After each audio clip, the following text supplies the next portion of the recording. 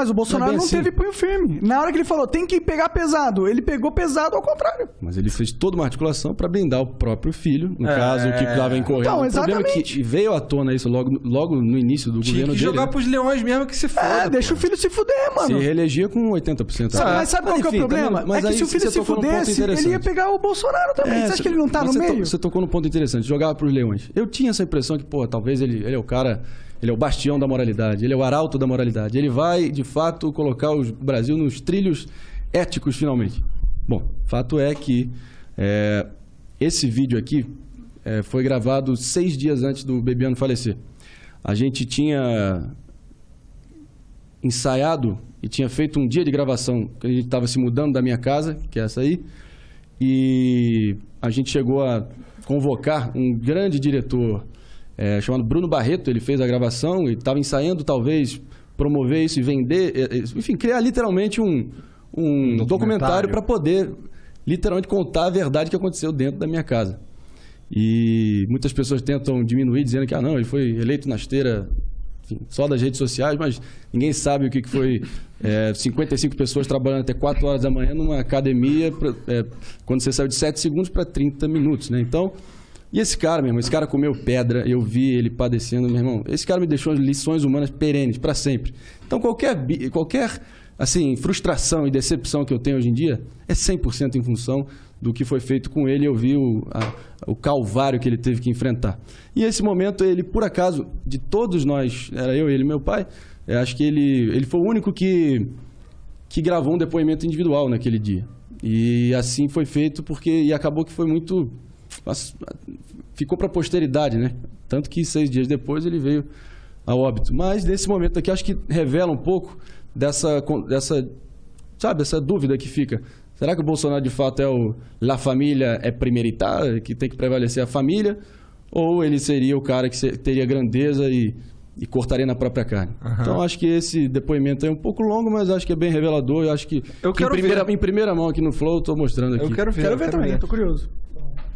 Como a gente contou agora há pouco, aqui nessa sala foram feitas as principais filmagens para a campanha, né? Isso foi feito, na verdade, na pré-campanha, foi feito num diamante gigantesco aqui, uma equipe gigantesca do Franklin.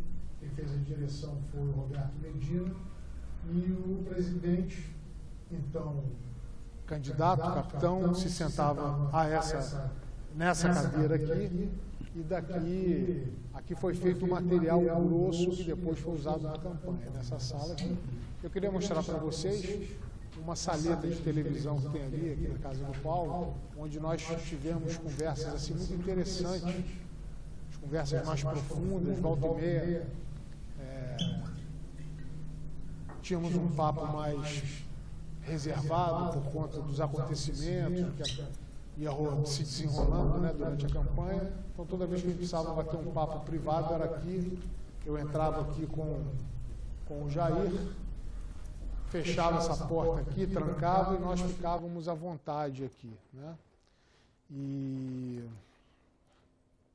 nós tivemos, eu me lembro de uma conversa que nós tivemos aqui,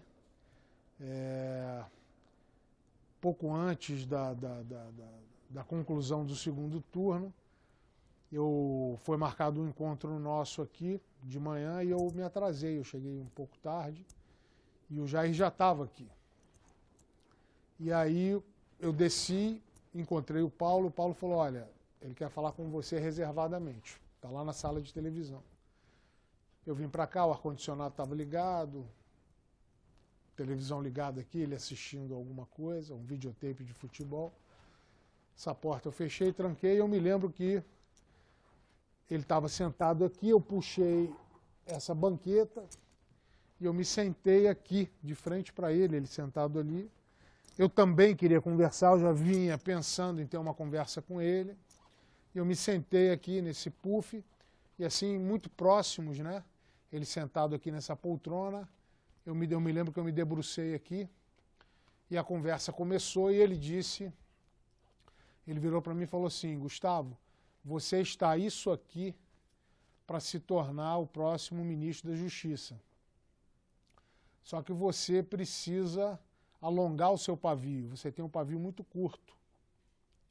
E no mundo político você tem que ter muita tolerância, você não pode pisar no calo de um deputado federal, de um senador, porque um movimento errado desse pode abrir uma crise com um final imprevisível para o governo. Né? Então, eu confio em você, me fez muitos elogios e disse que eu estava assim para ser o próximo ministro da Justiça. E já havia um zum nesse sentido, eu nunca tinha pedido nada para ele. Na verdade, essa ideia nasceu, eu não sei se foi da cabeça do deputado Julian Lemos, quem foi. Havia um zum, mas nunca tínhamos tido uma conversa assim de forma direta. E nesse dia eu falei para ele que eu não sabia se eu estava preparado para a função, não sabia se era isso que eu queria, não sabia se seria essa a melhor contribuição que eu poderia dar para o meu país e para o governo dele.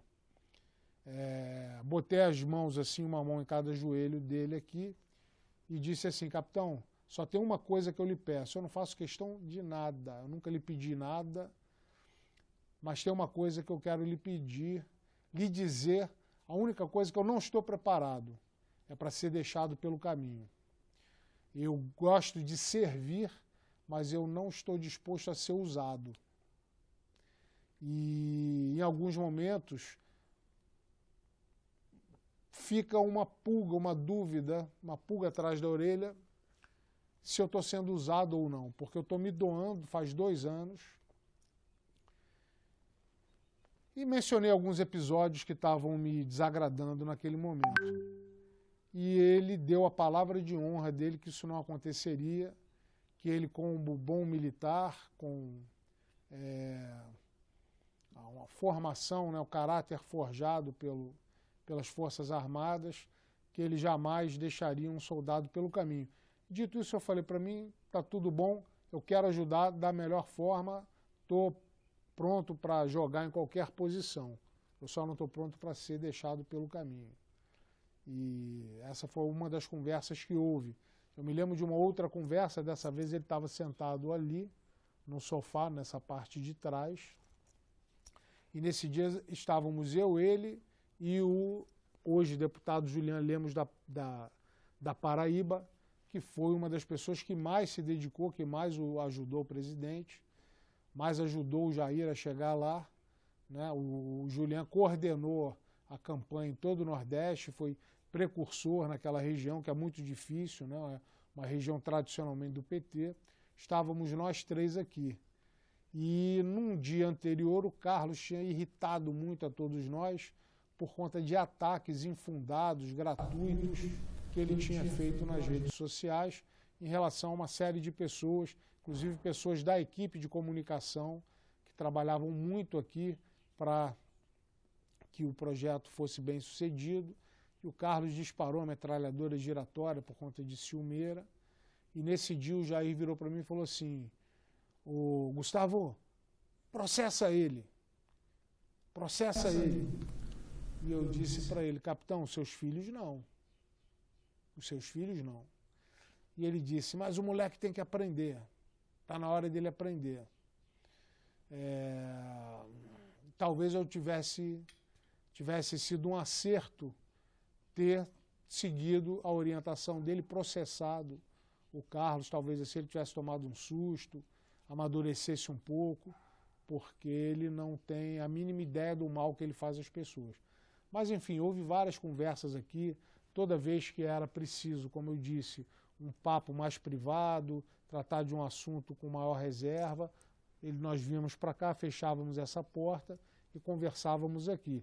Além disso, principalmente depois da facada, aqui era o lugar em que ele dormia, ele descansava depois do almoço.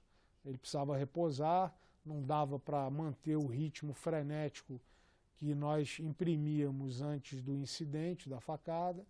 Então, invariavelmente, ele chegava aqui no final da manhã, início da tarde, almoçava, depois sentava aqui, nós botávamos futebol para ele assistir, fechávamos as cortinas, ligávamos o ar-condicionado e ele dormia aqui, descansava até estar recuperado para continuar as entrevistas e gravações e tudo mais.